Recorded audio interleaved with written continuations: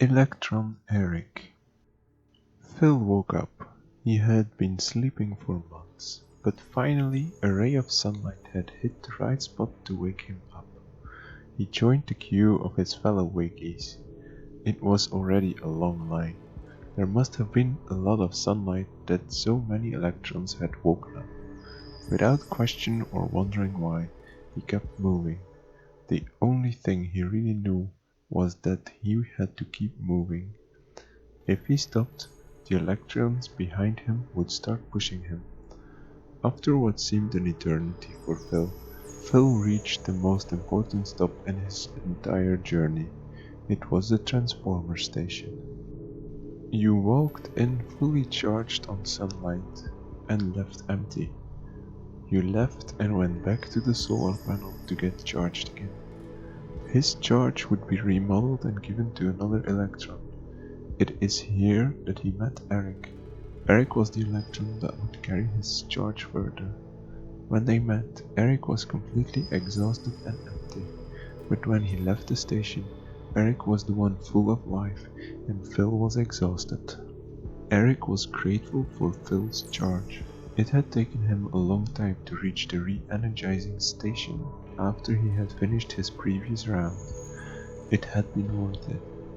Now, full of energy again, he joined the long line towards the battery.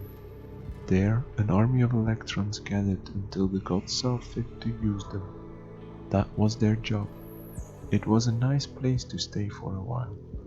Eric talked with neighboring electrons about what they hoped to achieve. One wanted to charge a car and travel the world this way. Another thought this was overrated.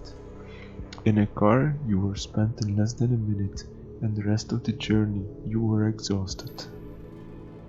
No, that one wanted to help a computer out with transferring data. Eric thought both were good lives, but for him there was only one good option. He wanted to power a lamp.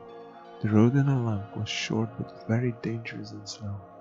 It was the best way to serve the gods. You gave them time to see things in the darker hours, and it was the only real way to have a glimpse in the life of the gods. The alarm bell next to the exit of the battery went off. This meant that the gods had arrived in this part of their paradise. Everyone got ready to move. The red light next to the exit turned on. After what seemed a long time, it turned green. All the gathered electrons started moving. As fast as Eric could, he ran to the next big space. It was called the divider. There, you had to make a random choice of road. Eric hoped he had chosen one of the lamp exits. After running a couple of hours, he had to stop. That was not because he was tired. The reason for his sudden stop was that the bridge was not connecting his path with the other side of the precipice. This was a very good sign.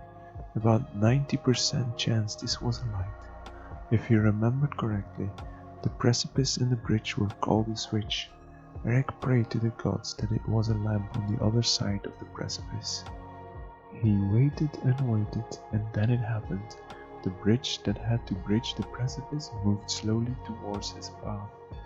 Barely did it reach the path, or Eric was again running.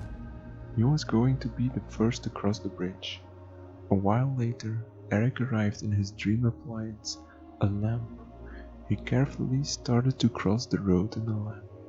All the while, he was looking around. He could see a god walking away from the light switch next to the door.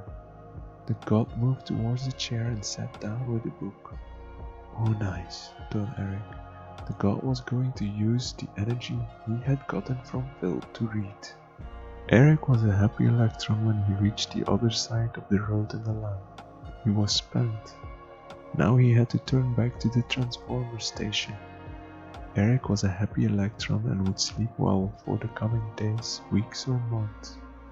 He would sleep until someone like Phil woke him up again, and he would do it all over again.